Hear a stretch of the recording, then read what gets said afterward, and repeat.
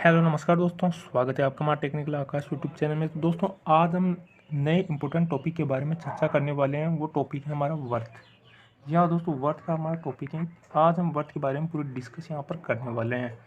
क्या क्या अपडेट के बारे में हम जानने वाले हैं, सारी जानकारी हम इस वीडियो में देने वाले हैं। तो वीडियो को लास्ट तक जरूर देखिएगा। दोस्तों, सर्वप्रथम हम आपको बताते हैं कि जैसा कि ये वर्थ है और वर्थ की जो त्रिज्या है, ये वर्थ का केंद्र होता है।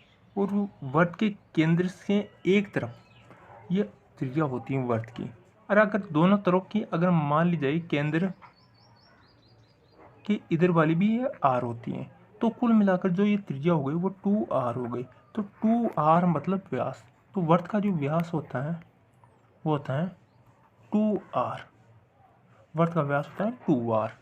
तो दोस्तों, अब हम आपको बताते हैं कि जो वर्त है, ध्यान सुनिएगा दोस्तों, ये आपकी बहुत ही इंपॉर्टेंट जानकारी है जो आपके हर एग्ज़ाम में पूछी जाती है और डायरेक्ट यहीं से क्वेश्चन भी आते हैं। ये बेसिक जानकारी जो हम आपको इस वीडियो के थ्रू दे रहे हैं। दोस्तों, जैसे कि आपको पता है कि ये जो है ये हिस्सा, इसे हम कहते हैं चाप की लंबाई। जी हाँ दोस्तों, चाप की लंबाई, ये चाप की लंबाई है। और इसे ही हम कहते हैं परिधि, वर्त की परिधि।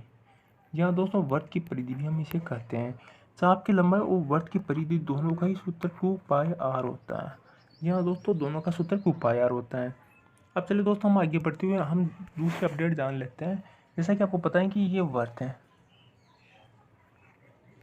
और जब वर्त के व्यास, जो वर्त का जो व्यास होता है, वर्त को दो अर्धवर्तों में यहाँ पर विभक्त करता है, दो अर्धवर्त में यहाँ पर बांट देता है। तो हम अर्धवर्त की यहाँ पर चर्चा करेंगे।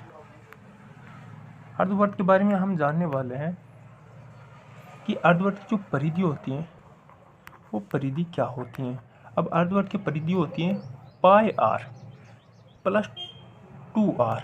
या दोस्तों, सूत्र तो आपको याद रखने ही होंगे। πr प्लस 2r इसकी परिधि होती है अर्धवर्त की। और जो चाप की लंबाई है, जो चाप की लंबाई है वो होती है πr। जी हाँ दोस्तों, πr ये और πr हिस्सा ये, तो कुल मिलाकर ये हो गया 2πr। जी हाँ दोस्तों, पूरे वर्त की परिधि 2πr होती है और जो अर्धवर्त की परिधि होती है वो 2πr की आधी मतलब πr होती है।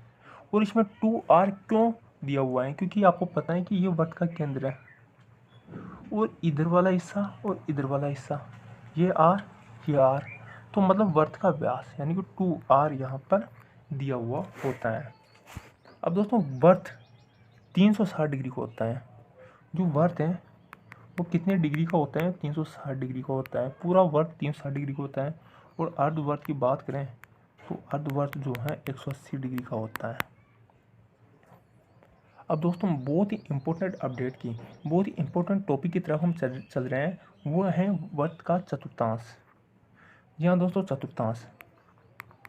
चतुर्थांश, इसमें से काफ़ी सारे क्वेश्चन पूछे जाते हैं और डायरेक्ट क्वेश्चन आता है। चतुर्थांश के बारे में सुनते ही जो है स्टूडेंट कंफ्यूज हो जाता है कि चतुर्थांश क्या होता है। तो दोस्तों, हम चतुर्थांश के बारे में हम आपको इतना ही जानकारी देंगे कि ये वर्त का चौथा हिस्सा होता है। वर्त का जो चौथा हिस्सा होता है, चौथा हिस्सा वर्त का चौथा हिस्सा होता है। अब वर्त का चौथा हिस्सा कैसे? जैसा कि आपको पता है ये वर्त है। अब ये वर्त को 4 भागों में बांट दिए, इस प्रकार से, इस प्रकार से।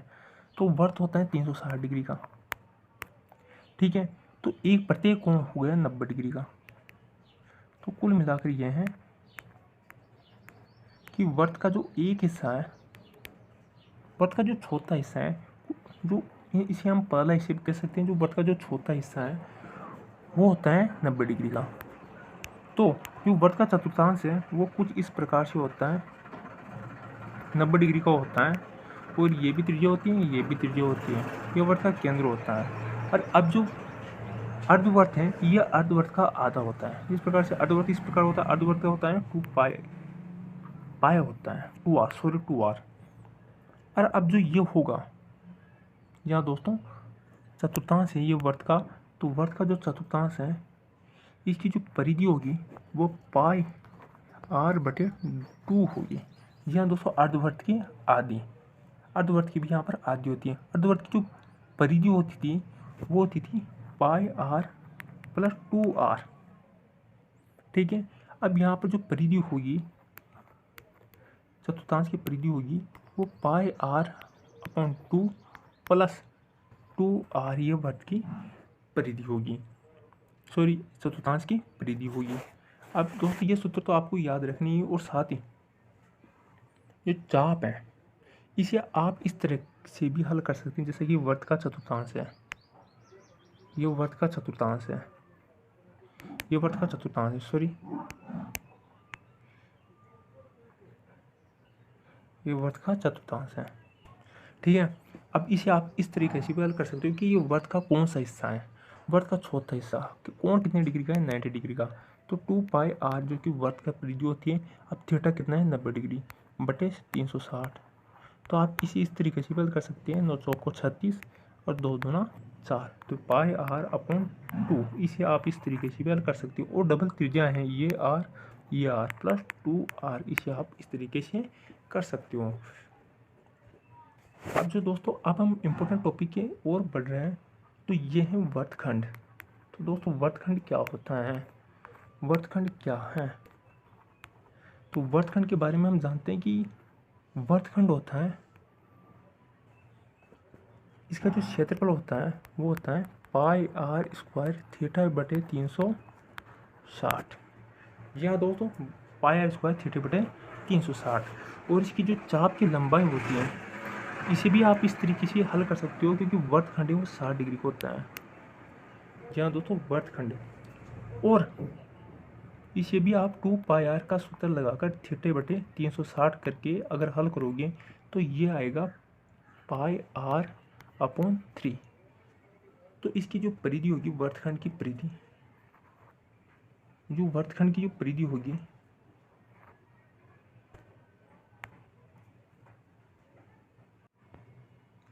वो कुछ इस तरह से होगी।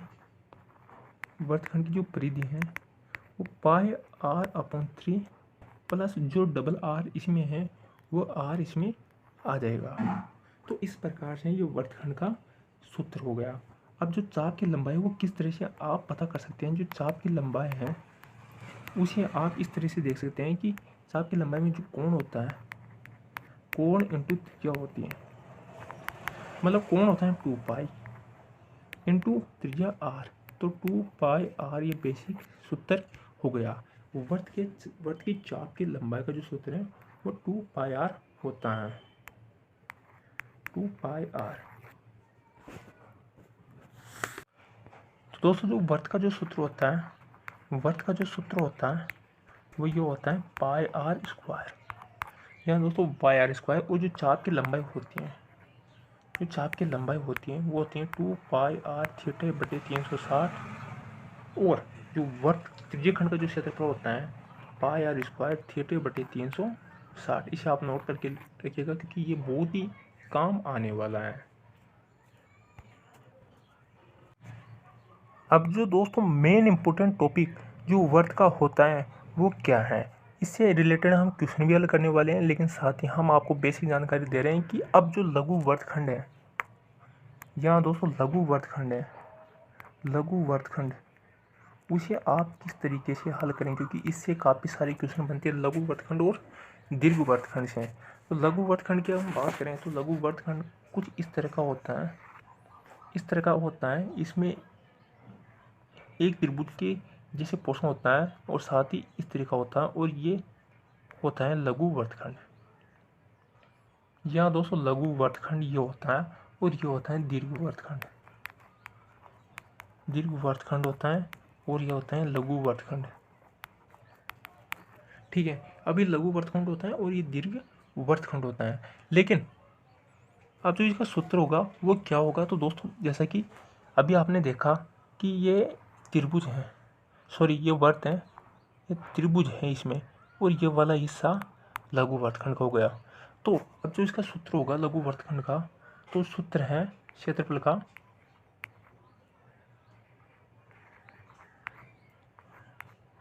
वो ये होगा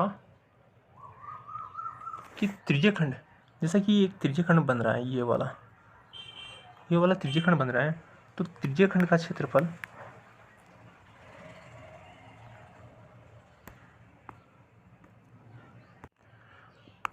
तो त्रिज्यीय खंड का जो क्षेत्रफल है उसमें से अगर आप त्रिभुज के क्षेत्रफल को घटा दूं, त्रिभुज का जो क्षेत्रफल है 1/2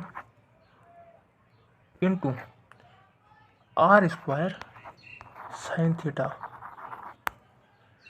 किस प्रकार से, अब जैसे त्रिज्यीय का क्षेत्रफल का सूत्र आपको याद होगा ही, क्योंकि πr² थीटे बटे 360 माइनस 1/2 r² साइन थीटा।